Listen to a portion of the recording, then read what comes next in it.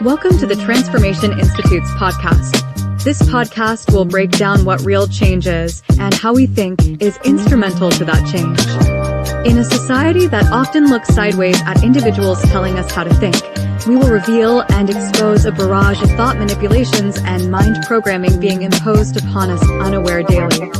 Each week, we'll explore the awareness, strategies, tools, and mindsets needed to recognize, survive, and thrive amidst change. We'll feature insightful interviews and conversations with knowledgeable individuals and share inspiring stories of average people who have navigated their journeys of transformation and sharing their hard-won wisdom and practical advice. Whether you're seeking a shift in career, relationships, or personal well-being, this podcast is your guide to unlocking your full potential and embracing the exciting possibilities that lie ahead. Join us as we embark on this transformative journey together. Here's our host, Omari, Jahi. All right. Welcome, families, to the Transformation Institute podcast for change. We're here again. Well, maybe I should say we're black again. Y'all like that? Black again? I know y'all. But anyway, thank you for tuning in this morning. We're here. We have some more topics to talk about. You know, we're really going to hit some really interesting topics this morning. We're going to be talking about the relationship between mothers and sons, the relationship between fathers and daughters, and we're going to talk about cycles. We're going in circles. Y'all know all about that song. But before we get into all that, let me introduce to you my co-host. First up, put your virtual hands together for Miss Brenda Robinson, y'all. Put your hands together for Miss Brenda. Hello. Hey, what's up, Brenda? Nothing much. All right, now put your virtual hands together for Miss Vanessa Rogers. Put your hands together for. And last but not least, put your hands together for the man, my brother, Mr. William Birch. Put your hands together for him. Thank you. All right, guys, welcome again. Here we are. One more week. This week 5, y'all. We done made 5 weeks. But hey, we're going to keep it moving. First topic for today, you guys, is dealing with the relationship between mothers and sons. Are you the son of a narcissistic mother who feels trapped in an unhealthy and dependent relationship with her? You're not alone. The term enmeshment is used by psychologists to describe the toxic and codependent relationship that can develop between a narcissistic parent and their child. This is especially common in mother-son relationships, where the mother becomes overly attached and emotionally reliant on her son, grooming him to be a replacement spouse of sorts. Y'all know what narcissist is? I didn't. I had to look it up. I'm telling you the truth. Because sometimes you think you know what stuff means, and you really don't. You know, but when I looked it up, it says something like a person that really thinks, well, I'm just Paraphrasing, thank you. A person that really thinks a lot about themselves, about how they look, you know, their public image and things of that nature. They really think that they are the stuff. I mean, not more so that they the stuff, but more so like they want to be the center of attention. Narcissists. And they're saying, I was reading some articles online about mothers and how they do their sons, how they raise their sons to be like partners rather than being a son. You know, like the son has to do it. The mother wants the son to do everything for her, you know, almost kind of like replacing daddy, you know. And so I'm wondering if you guys, in your experience, it may not have happened to you, but you might have been around some mothers, or maybe you know of some mothers that treat their sons It's like the son can't do nothing. I know a mother, just to give you an example. Whenever she goes out to dinner, whenever the family goes out to dinner, she has to order for everybody. You know what I mean? And it's not that she's a bad person doing this. It's just that she wants to be the center of attention, and so the son, he has to call his mama whenever he go out on a date to ask her what he eat. Nah, I mean, I'm just saying. These are real people. Real quick, I really want us to discuss what you think the role or the relationship between mothers and sons should be. Now, I just gave you one that it shouldn't be, but what should it be? And then also discuss, kind of tell us what you think about these mothers that why mothers are like that. Who want to go first? Will, how about you, man? Because you kind of, I think you wanted to touch on this anyway. This is a good topic. It came about with in a conversation that I had with a very good friend of many years, who of course is a mother and has a son. And I like to start off by posing a question, right?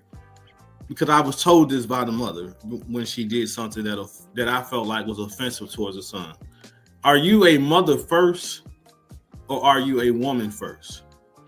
So I have an example of a mother who, how I feel, had insulted her son by telling his now fiance to protect herself and cover all of her assets, because if her son is not stepping up doing what he's supposed to do, then she needs to prepare herself to leave with what she came with and leave him where she found him. And I felt like that was very offensive, because you're talking against your son to your future daughter-in-law, which causes a problem all in itself. And the response that I got from that conversation was, "Will, I'm a woman first." And I was taken aback by that. Mm-hmm. Well, when I watched online, when I was reading these articles, they were saying that that's some things that narcissistic mothers, yeah, I'm gonna say it right. That's what they do. They don't want their sons in a relationship, and so they try to sabotage it in any way, because they want that son to be there for them. They don't want him to leave home. He can stay at home. He ain't got to work. Well, maybe some they got different types of narcissists. Of enmeshment with a narcissist. There are several indications a son might be enmeshed with his narcissistic mother. They all indicate that her emotional abuse has worked to bind her son to her in a way that is difficult to undo. The most common signs are the following. Her son feels like he can't do anything without his mother's approval. He is obsessed with his mother's well-being. He feels obligated to take care of her. He puts her needs before his. He feels he can't express his own opinions. He asks her opinion on everything.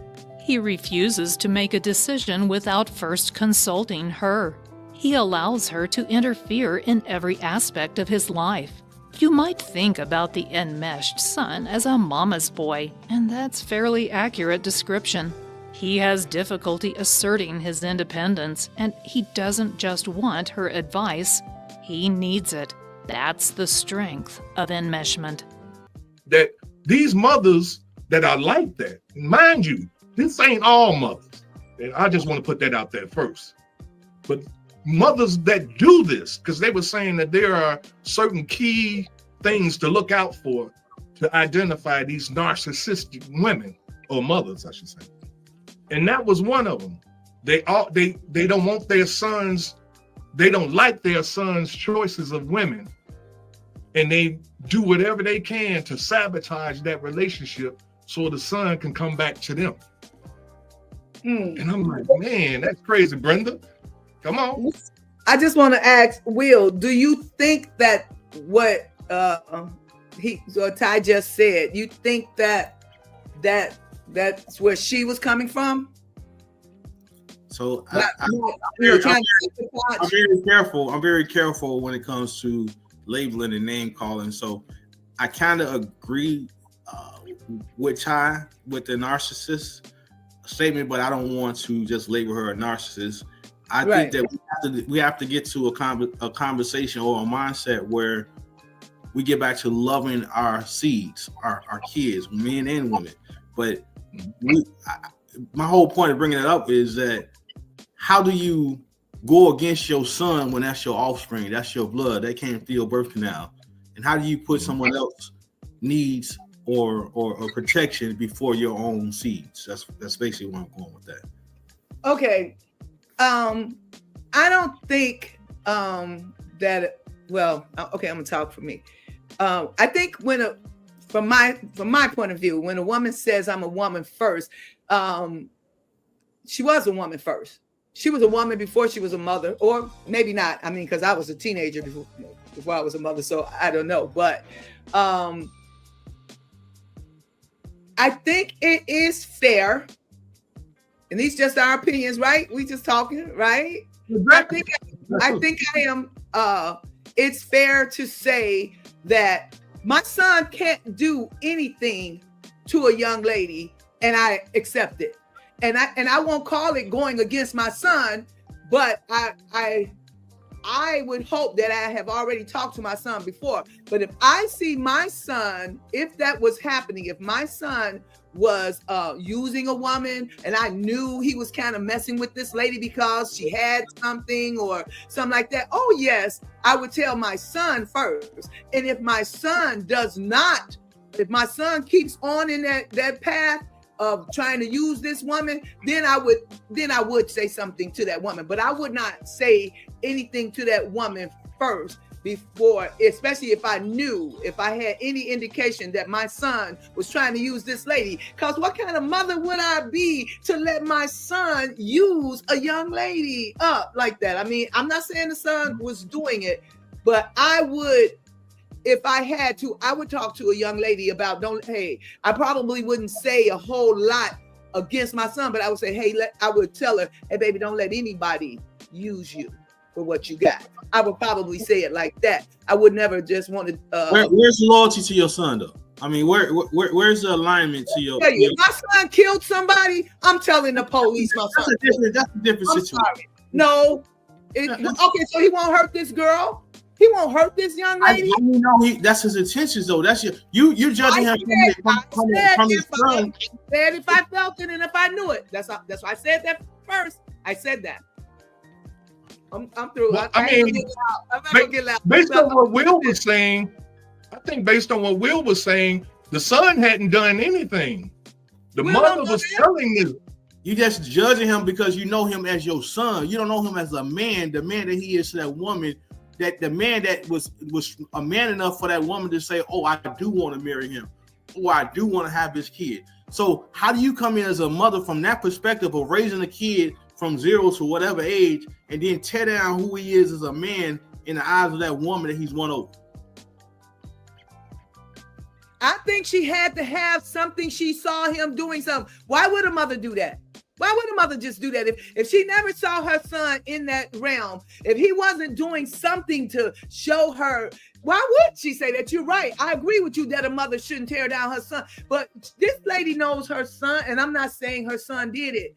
Maybe she just felt something. Maybe she thought something. I'm not saying that her son did that. I'm not. But I'm saying, so what you're saying is, say my son is 40-some years old, and I can say that I knew my son as he was growing up, and I see him in some certain roles, but do I know everything about him? No. And no, I would not go out to a lady and berate my son to any lady he's dating or anything. But if I saw some signs of my son, like I said, trying to take this lady for granted, I would say something to my son. And if my son kept doing that, then yes, I would say something to the lady. I would never make my son I wouldn't berate him and call him nothing bad or anything, but I would just say something to the lady. Yes, I would. Yes, I would. I would. What's your thoughts, Vanessa? So that's a little touch where both of you are coming from, but for me, I'm kind of gonna roll with Brenda a little bit on this. You don't really want to do anything negative towards your son, but if you know your son is doing something that's going to affect a woman, I don't want to sit by and watch my son be a man that I wouldn't want for myself.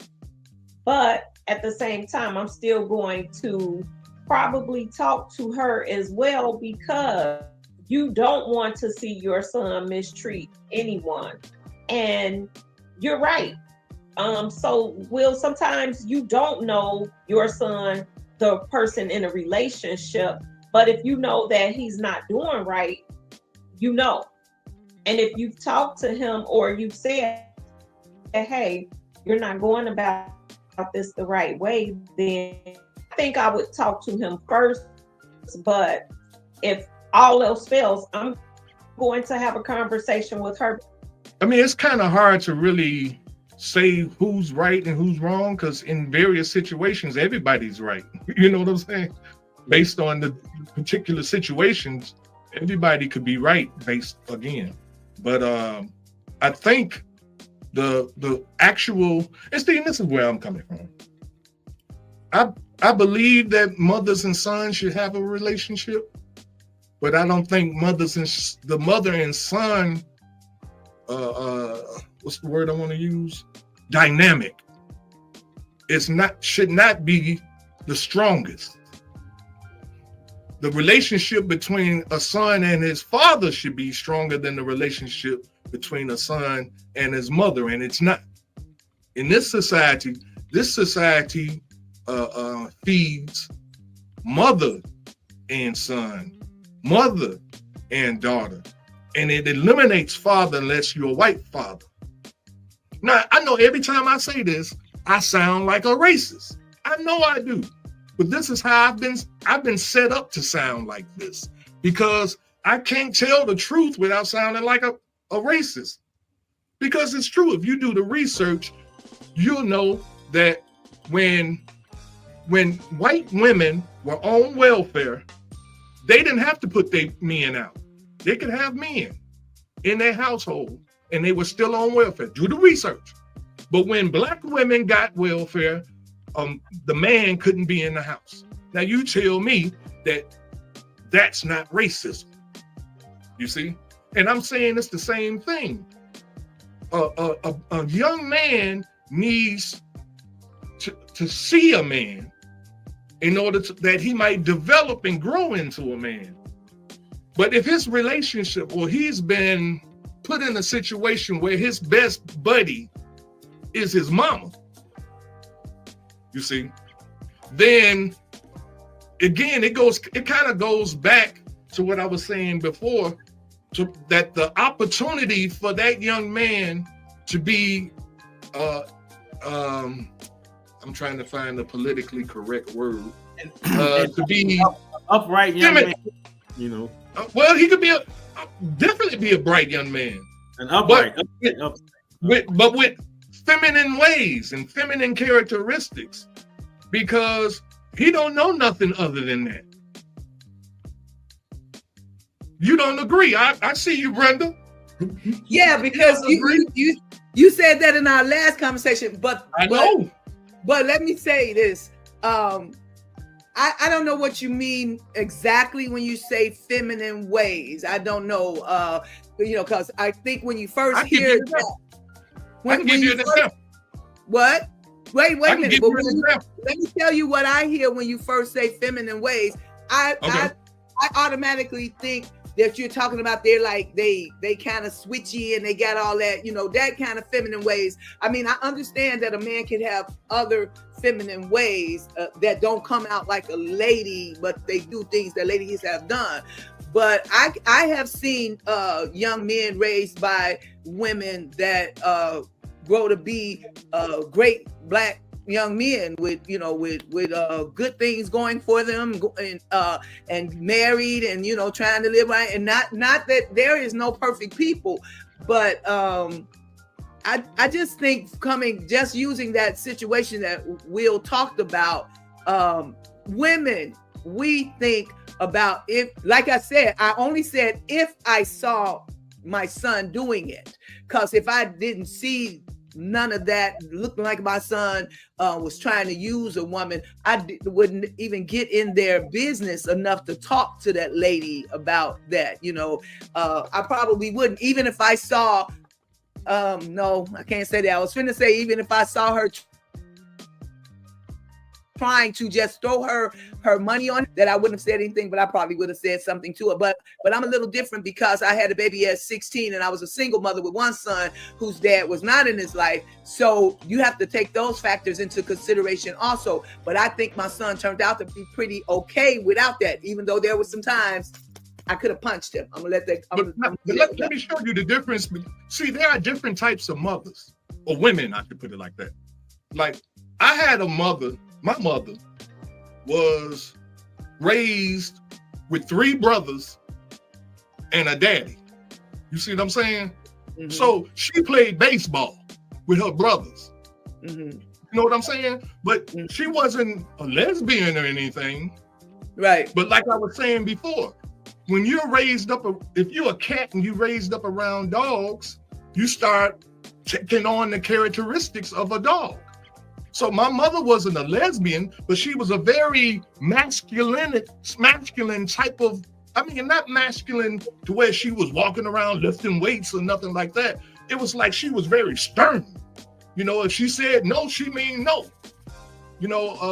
Whereas with you can have a woman that was raised up around a bunch of women and they did hair and they played with dolls, you see what I'm saying, and stuff like that. Now that kind of woman, when she grows up and becomes a mother and she has a son and 2 daughters, you see what I'm saying? Then now that son is in the environment of women, including the mama, because she was raised up a girly girl. You see, not like my mother who was raised up with a bunch of boys. Okay. So that mother is going to raise her children up differently than a woman that was raised up around a bunch of men would raise their children up. This is what I'm saying. And you're that kind of mother, Brenda. You're the kind of mother, I don't know if you were raised up around boys or what, but I had 3 brothers. I had 3 brothers. Kind of 3 brothers, see? Yes. And a father. You see what I'm saying? But then you got mothers that were raised up, like I said, the girly mother. They go shopping, they paint their nails. You see the Bears quarterback. He a mama's boy, painting his nails. That's feminine. You see what I'm saying? Now you kind of see what I'm saying. That don't make him gay. I'm not saying he's gay. He picked up some feminine characteristics. He just want to paint his nails. He just want to paint his nails. No. I'm not gonna let you say that. No. Again, he's not gay. I don't think he's a gay guy or anything. He just has feminine. I notice when he walks out on the field, how he walks. Lord. If you just look at how he walks, you see what I'm saying? You can look at how he carries. It doesn't look masculine to me. Yeah, you look at how he carries himself. Yeah, it doesn't look masculine. But you Whereas if he was raised up around a bunch of boys and men, he probably still take bubble baths. He probably still take bubble baths. Exactly. You see, now I ain't got nothing against bubble baths. I like bubble baths. No, I'm being funny, but I'm just saying.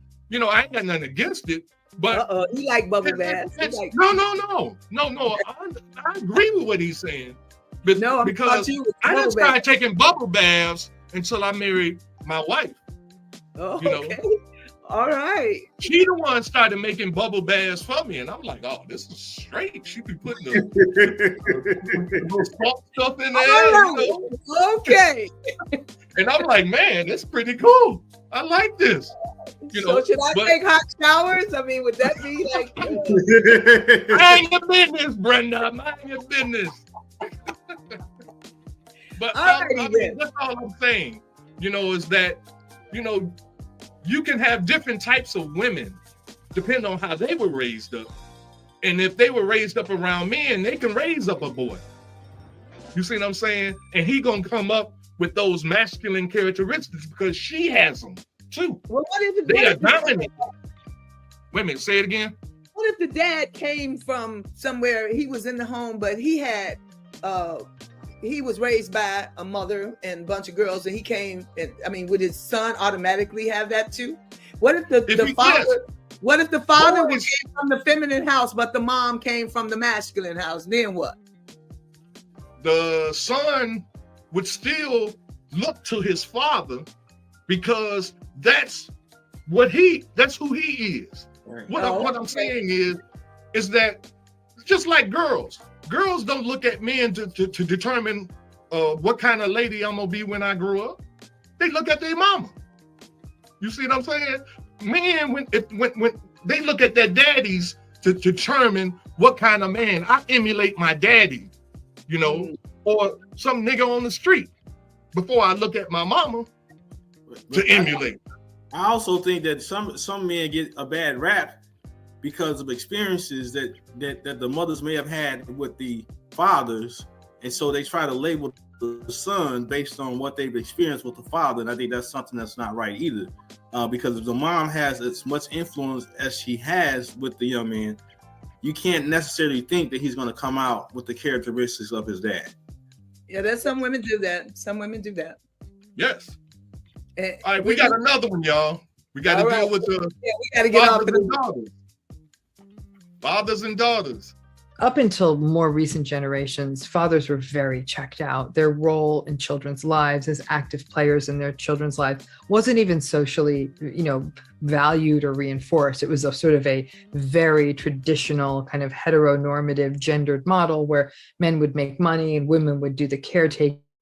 And that's actually been a model from time immemorial, where mothers often had more to do with direct caregiving per se, with almost no expectation of that from men and fathers. But when we think of it for how fatherhood shapes women, I mean, the list is almost endless, and in some ways almost more impactful, because what ends up happening is, if a woman has a narcissistic father, right? And what we classically see is sort of the invalidating, critical, unavailable, neglectful, manipulative, gaslighting father. That's one hell of a bad template to give a girl and then a woman. When that woman goes out into the world and is now searching out relationships, because of the power and dominance brought by men in a home, like in a father, that may end up with relationship choices that sort of reflect that trauma bonded relationship with a dad. And that can get dangerous and risky, as we know. And so that's what I'm saying, like, we can't underestimate this power. Even if the father was nowhere to be found, that absent father really creates a dynamic for women. Again, I don't agree with this, but this is what's being pushed in our society. Now, that's just me. I'm just saying that's me. I don't agree with pushing this father-daughter thing. Now, I understand that in school that they have father-daughter dance. I've never seen a mother-son dance. It's always seemed to be father-daughter. I could be wrong though. But my point here is that I still feel the best example for that little girl is her mama. Now, what the relationship between not only mothers and sons and fathers and daughters is that relationship between that father and daughter is to kind of give that daughter an idea of what kind of man you should be looking for when you grow up and you want to find a man. She wants to find somebody like her daddy. Y'all remember that Beyonce wrote that song? Like my daddy. That's how it's supposed to be. You see, or if it's a mother, a man goes out, he trying to find a wife like his mother, whether he knows it or not. that's the way it is. But the way society keeps twisting stuff, they don't want it to be the way naturally God intended it to be. They want us to fathers, daughters should be with their fathers, and they look up to their father, which is cool, in my opinion. This is my opinion. Look up to him, but in order to be a woman, to know what being a woman is, that daughter has to look at that mother. Now, if the mother's trifling and scandalous or whatever, then you're gonna have a trifling, scandalous daughter. No. I'm getting off my soapbox. Yeah, because that's not necessarily so. But 9 times out of 10 it is. So. Well, that's just your opinion. That's all. That's all that is. Popular opinion. It's popular opinion. What's your reasoning? What is your reasoning, Brenda? Because we live in this world, and you have to. Who have you dealt with? I know so many girls who their moms, girls whose moms were on drugs, girls whose mom was almost prostituting out there, and their daughters did not come out like that. They did not want to be like their mom, and some of them didn't even have a dad at home, and no, they came out better than their mom, because people don't want to emulate. I mean, she didn't have anybody else to look up. Maybe she had aunts and grandmother that what her mother wasn't like. So no, that's not necessarily so that a girl comes from something bad, or her mom was bad and she turns out just like her. No, that's I don't know. I'll check out. I wasn't saying that, Brenda. Percentages of that, but no, I mean, I see too much. I mean, it's too much out here. I wasn't saying that. Oh, I'm saying you said if your mama was trifling. What you say? 9 times out of 10, if that little girl is looking at her mama, she gonna be trifling. But you just said, Brenda, as you just said, she could take on auntie characteristics of her. Yeah. She can have a girlfriend. She can have a girlfriend and hang out in her girlfriend's house and look up to her mama. So her and her girlfriend be almost like sisters. You see what I'm saying? There's all kind of different scenarios. But my point is that a woman has to see a woman to be a woman. A man has to see a man in order to be a man. But a different perspective on this is this, right? I am a girl dad, so I do have a daughter. And so this topic here takes a different scenario for me, because I pride myself in building a strong relationship with my daughter, because of course she's my princess, but I wanted to show her an image of what a man should be treating her like through me. Exactly. So I dated my daughter. Like, we went out, we go on drives, we talk. I make her open up to me. She always refers to me as the cool parent, but I try to be the cool parent because I want to make sure that I keep that flow of dialogue with her as a man, so that she doesn't run into situations that I've seen throughout my life. And I can prepare her for some of the shenanigans and games that she may encounter with young men, because of course I was one of those young men, and I'm not proud of it, but it was part of my upbringing. And so that's exactly what I'm saying. Yeah. I thought you said that her relationship shouldn't be that you had a problem with the father-daughter thing, that it shouldn't be like that. I thought that's what you were saying. No, what I'm saying is I have a problem with how society is trying to dictate that the relationship between a little girl should be with the father. I'm not, and seeing what I'm saying is that the father's only role, not only, but I should say one of his dominant roles in his relationship with his daughter is doing what Will said he does with his daughter. That's not teaching her how to be a woman. He's not showing her. He can't tell her what it is when she come on. Well, some men can. I ain't gonna take that away. When she come on her cycle and things of that nature, and how she should take care of herself and this and that as a woman. She needs a woman to do that for her.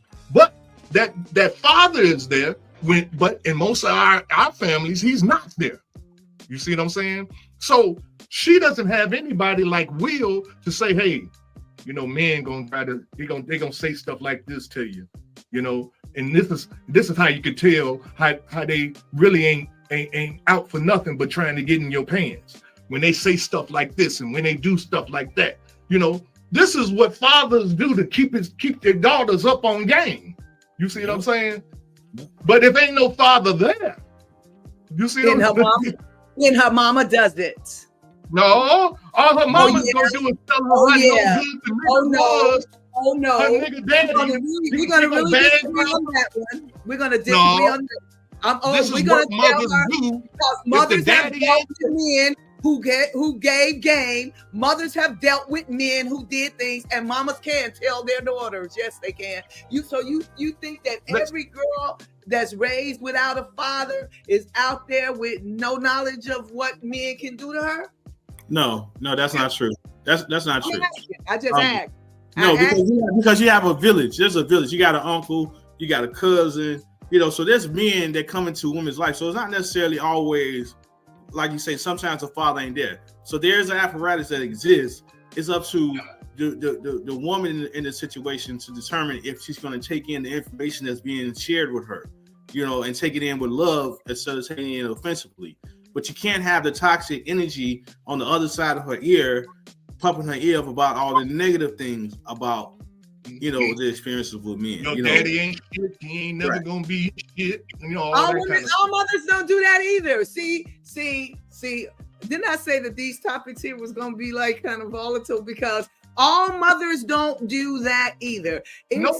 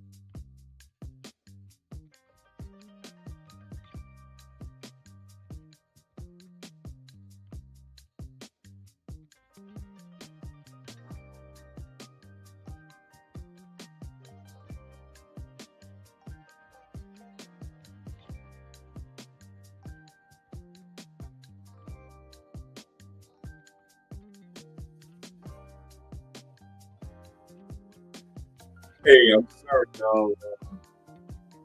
For some reason, my internet crashed. My Wi-Fi went out. It hardly ever does that, but for some reason, here we are. I mean, this was a very interesting conversation, and I don't want to look paranoid or anything, but it seems like there may be those out there that don't want our people to understand these concepts. So I'm going to bring the live feed back up, and I'm going to start us right off where we left off at. So give me a minute, you guys. Welcome to the transfer.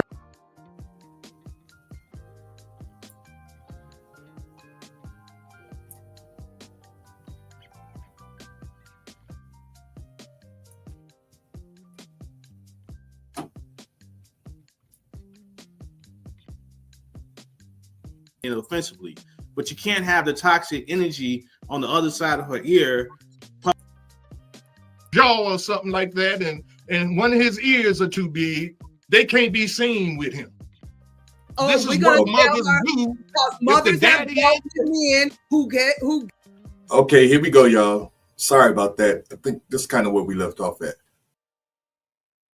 Gay game. Mothers have dealt with men who did things, and mamas can tell their daughters. Yes, they can. You think that every girl that's raised without a father is out there with no knowledge of what men can do to her? No, that's not true. That's not true. I just asked.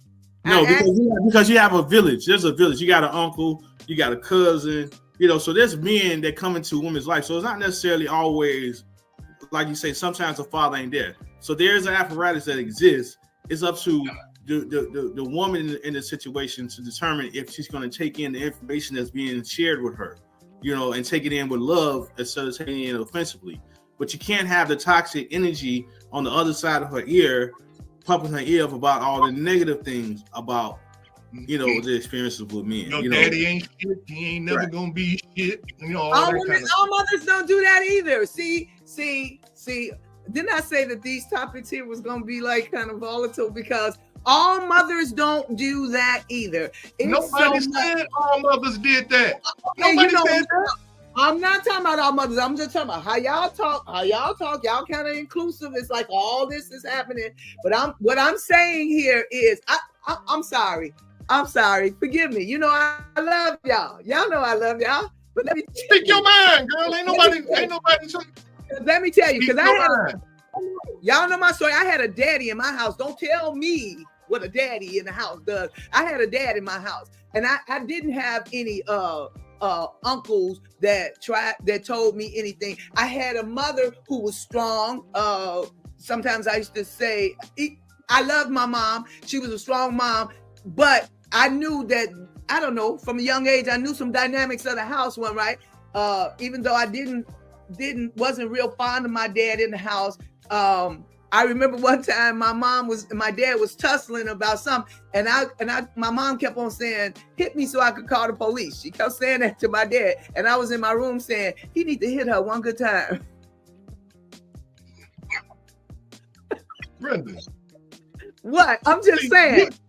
You're acting as if this conversation is about bashing mothers and women. No, it's about exposing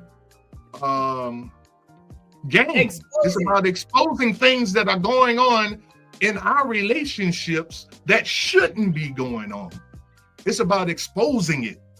Oh, well, I got from this that you were saying that fathers can't really raise daughters, and mothers can't really raise sons correctly. Okay. I said shouldn't. I said shouldn't. Okay, because what I was talking about is in a household with a mother and a father. Okay. That's what I was talking about. Now that's not a good conversation because that's not realistic in our society. Right. You see what I'm saying? But in that relationship, in that kind of situation where you got a mother and a father, like you were saying, Brenda, you wanted your father just to hold your hand sometime and walk down the street with you. That's what Will was talking about. And he didn't, though. I understand that. And he told you why. Because he didn't know how.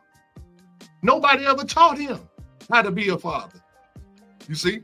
So what I'm saying is that the roles have been laid out.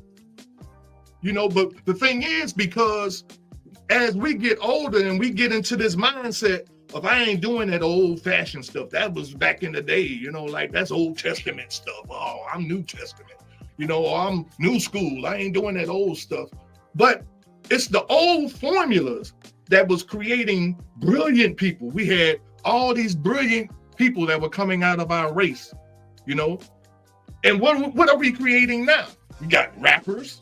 We got hot ass models, stripper poles, We're creating carbon copies. Of what? It's just worse though. of worse situations. You know, copies get worse as they continue to make copies from the original. So you got the original and you got all these They copies. get weaker. They get weaker. Right. Yes. But again, Brenda, I'm not trying to. You understand what you were looking for when you were younger. These girls, all these girls looking for that from a man, from their daddy. I'll put it like that. But if daddy ain't there, then these young ladies have been damaged from a child because they have no way of knowing how to deal with men as they grow up. And so they just hit and miss. Oh, they go about looks. Oh, he fine. Ooh, I want to be his girlfriend. And then he dog them out. And so now they think all fine guys ain't no good. All fine guys are dogs. We know that ain't the truth. So then they deal with a so-called ugly dude. No, I ain't even gonna lie and say they do that. Half of these girls ain't gonna even try. He could be the nicest person on the planet, but because he got a wart on his jaw or something like that, and one of his ears are too big, they can't be seen with him. See, something's wrong with this. This is what I'm saying. Okay. I ain't got nothing to say because, okay. Because I dealt with them all. Yeah, you dealt with Elephant Man? I dealt with Elephant Man, the Toad, the Frog, and the Prince. I'm still single. Brenda, you just don't realize how different you are than a lot of women. I'm told that on a regular basis. It's true. It is true. But let's deal with our last all right. topic for the day. What Vanessa? She wasn't here to help me. She ain't want no smoke. She ain't want no smoke today. Vanessa. But no, Vanessa. Oh, there she go. Vanessa's here. Vanessa, you want? Come on, Vanessa. Was you hearing us? Mm-hmm. I did hear that. I did not abandon you. I just kind of tell you. Will said you want no smoke. I already knew it was real. I heard that. Will always got something smart to say. See? I meant it sounds like that. It was pretty much them on you, but no, my perspective of the father-daughter thing, I think having a definitely will keep you from probably kissing the toads, frogs, and all of that you said. But they can be there, but they have to really be there. So it's a difference of being in the home, aren't in the home, but you're in the life. You can really address this in so many different ways, but I want to address it based on, again, staying on topic, dealing with these relationships, whether it's with your father, whether it's with your mother, whether it's with a significant other, whatever. Why do we keep making the same mistakes over and over again? Brenda says she done dealt with everything, right? Was that a mistake? No, I was trying to find my fit. And you didn't know, right? Right. So was that a mistake? Was that a mistake with me trying to find it? You think? Or should I just sat back and waited on it and fall in my lap? Vanessa just texts me talking about the devil and Will is busy.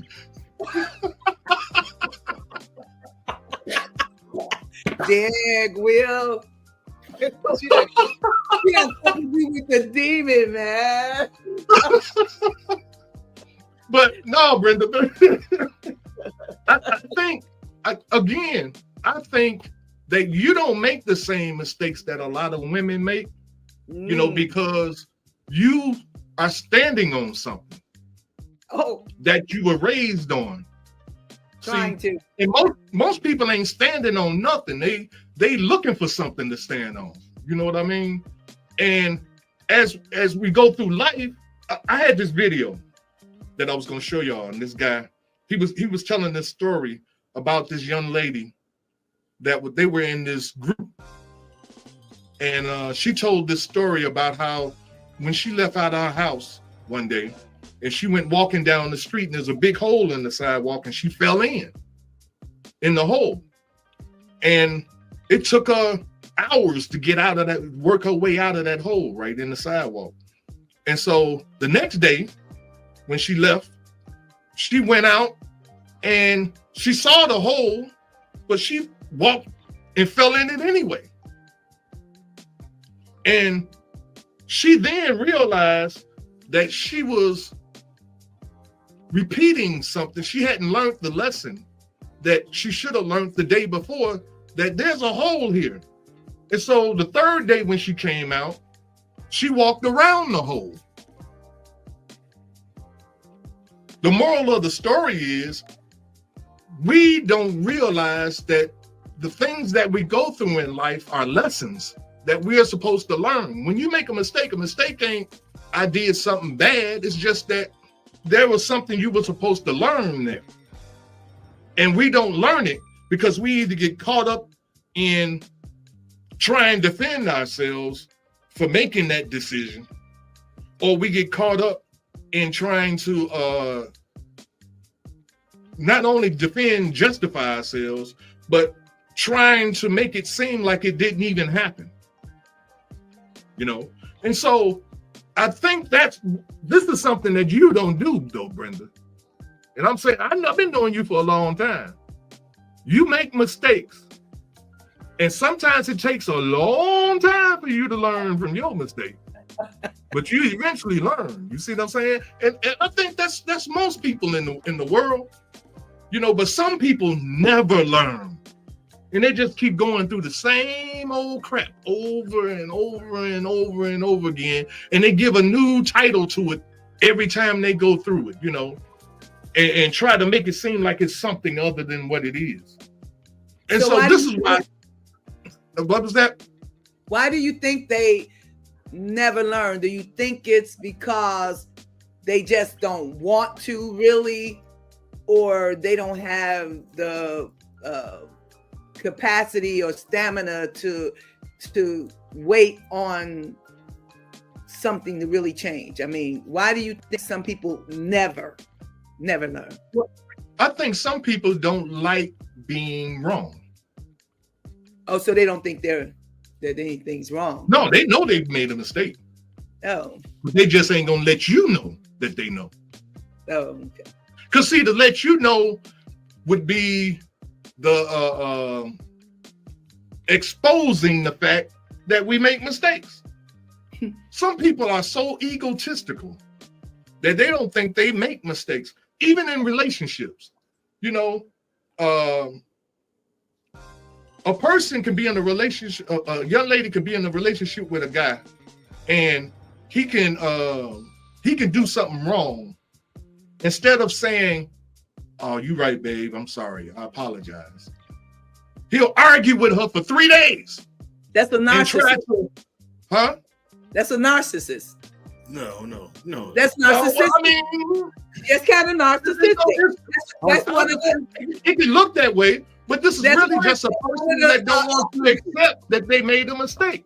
That's one of the attributes of a narcissist. That is.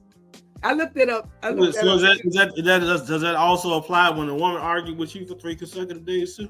Probably. I said it's one aspect of it. It is. But is that one of the aspects of a woman when she argued with you for 3 days because Let me tell you, my brother, I am not biased. It's the attribute of a man or a woman. I ain't biased. Y'all know it's crazy men and crazy women. Let's be real. We ain't gonna never keep on fighting this thing that it's a man against a woman. Y'all know some of you are crazy and some of you aren't. I thought you was gonna say it. Some of us are crazy and some of us are crazy. Take some ownership. Yeah, you gotta. That's why I didn't say that, because you was waiting on me to say it. That's why I didn't say it. You already know. But if we are so protective of our image and how we look in the eyes of other people, huh? I'm not Well, I believe you.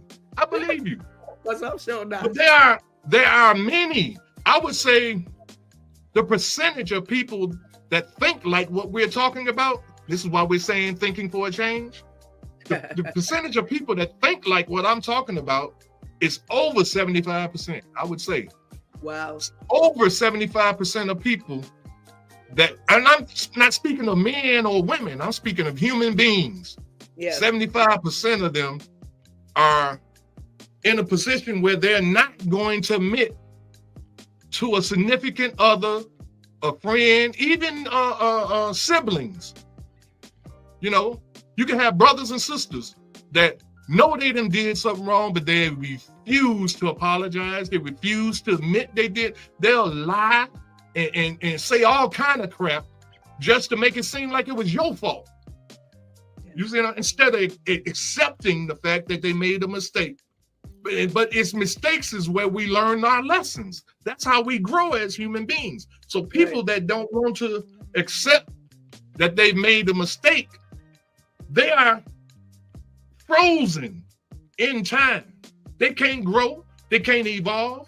This is why you see old, funky 80-year-old people acting as if they're 50, 40 years old because they refused to accept that they did something wrong and humble themselves, you know, so that they can grow and learn. And so they walk around with they 80 years old with their pants sagging.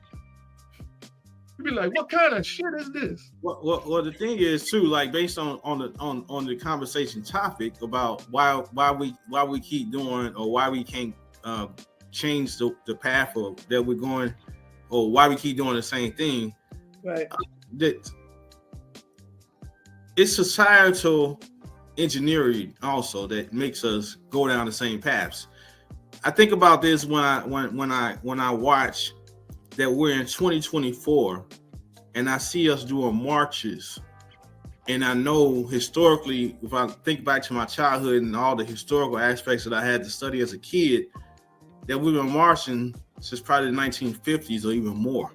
And so why are we still using the same tools that we used in the 50s and 60s? And I know people gonna argue and say, well, it worked, you know what I'm saying? Why, you know, but I think as we evolve, the way we handle things should evolve as well. And I think that's one of the big disconnections. And as far as us going down the same paths and falling in the same circles, it's like, if you attribute this to biblical references, it's like the children of Israel and how they keep going around in circles and not really getting to a destination of growth to get to a new level of experiencing things. And I think that we're, as a society, at that point in life. Well, when you say that we keep doing the same things and the argument would be that it worked back then. As a matter of fact, that's kind of like how we said in the other podcast about what worked when we disciplined our children. We disciplined it back then that way, and it would work today. So some things that were back then could still work today. So we have evolved in technology and all this, the telephone system and all of that. And look what it's done to our people. So, hey, some of that stuff that worked back then, because I don't see I don't know what the marches you're talking about now. I mean, I'm not real political and don't really look at much news, but is there marching like it was back then? Because people aren't boycotting. What? The biggest one that I remember recently was the George Floyd, uprising. Right. And so that was a national uprising. Was it?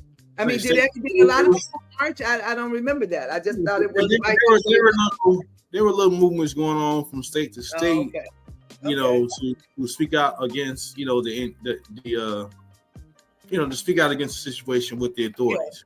Yeah. Okay, because I think that our like the boycotting they did when they didn't ride the bus, I think that people aren't doing anything like that anymore. We're not united. We don't have no unity. Yeah. That would work like that. Something like that. Right. We all keep this all the time. Yeah. If you want to make a difference, hit them in their pocket. And Yes. that was perfect. What happened? Why are we doing that? Why can't So we do it? Because Yeah. we think we have an attitude where we already come from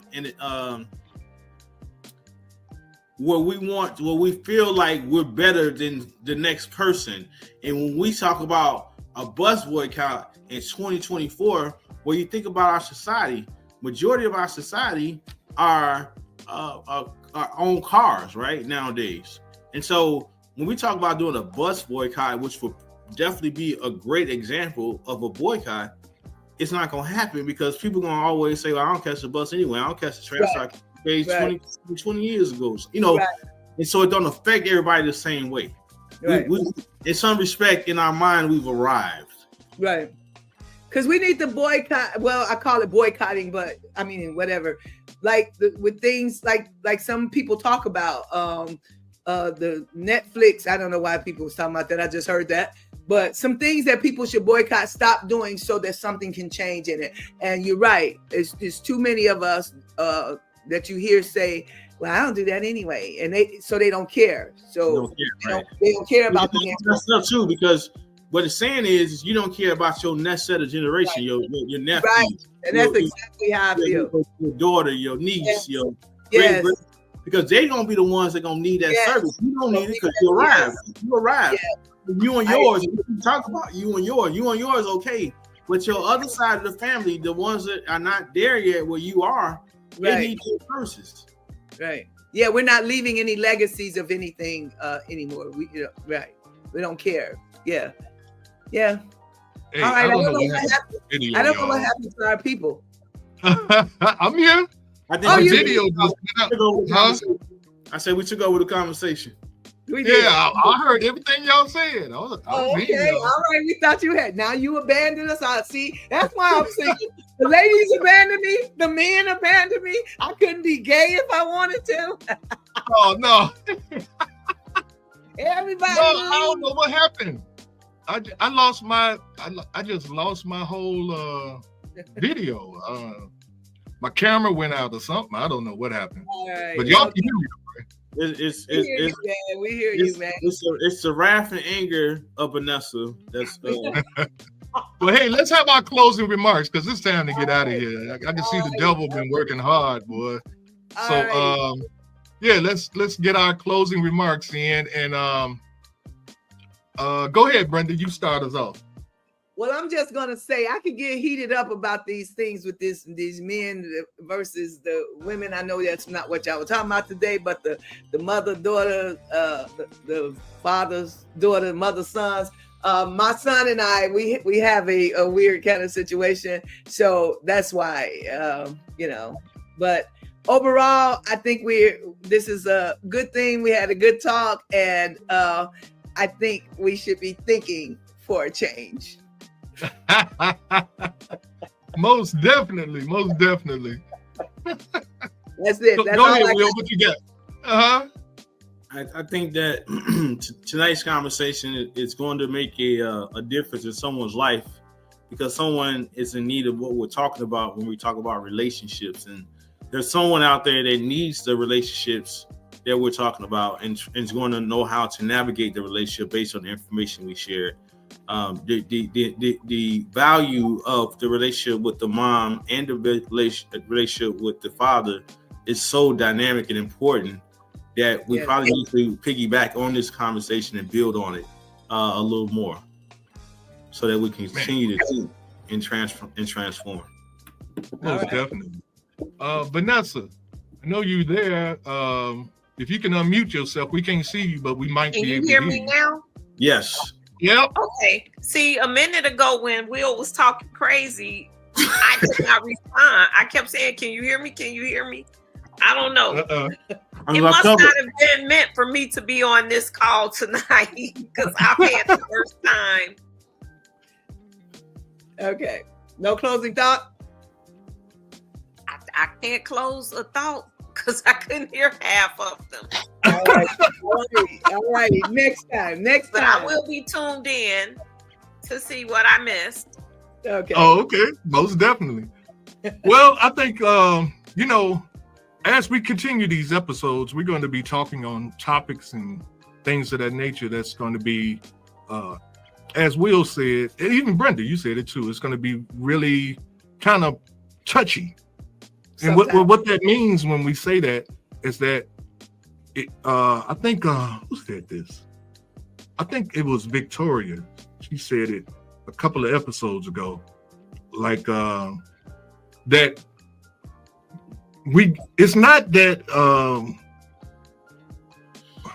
what am I trying to say? It's emotional. It's very emotional. That's the word I'll put it. Okay. You know, we get very emotional about it because it's personal. It's stuff that we've experienced in our childhood, in our adulthood, in our teenage years, and things of that nature. And it's very personal, and it has so many different aspects to it that we get defensive about somebody saying something about a relationship between a woman and her son, or a relationship between a father and his daughter, or the relationship shouldn't be with the father and the daughter, and you know, we really get emotional and be like, how I'll just say, how fucking dare